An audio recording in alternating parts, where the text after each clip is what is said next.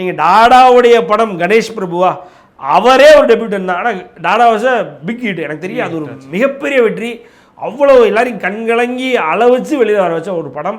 அதுதான் அவருக்கு ஒரு திருப்பு முனைன்னு சொல்லுவேன். அதாவது கவின் எவ்வளோ பெரிய நடிகராக நாளைக்கு கமல் அளவுக்கு போனாலுமே அவருக்கு திருப்பு முனை கொடுத்த படம் டாடா தான். பட் ஆனால் அதனுடைய டேரக்டர்னு பார்த்தா டெபியூட்டன்.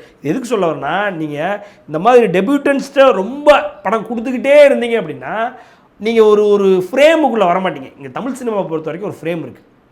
அந்த ஃப்ரேம் வந்து ஆஹா இவன் ஒரு ஸ்டார்ரா, இவன் படத்தை நம்பி போகலான்டா, இவனுக்குன்னு ஒரு சாம் இருக்குது, இவன் படத்தில் இந்தந்த எலிமெண்ட்ஸ்லாம் ஆட் பண்ணுவாங்க, ஒரு பாட்டு அதுலேருந்து அனிருத் மாதிரி ஏரமன் மாதிரி இந்த மாதிரி பெரிய கம்போசர்ஸ் தான் இருப்பாங்க, ஒரு ரவி கேச்சந்திரன் மாதிரி இந்த மாதிரி தான் கம்ப்ளீட்டாக வந்து சினிமாட்டோகிராஃபி இருக்கும், எடிட்டர்ஸ்லாம் ஒரு பெரிய பெரிய எடிட்டர்ஸ் ரூபன் பெரிய பெரிய ஆளுங்களை தான் எடிட் பண்ண வைப்பாங்க அப்படின்ற ஒரு ஃப்ரேம். இங்கே ஒரு தமிழ் சினிமாவுக்கு இது வந்து ஒரு இன்றியமையாத ஒரு ஃப்ரேம்.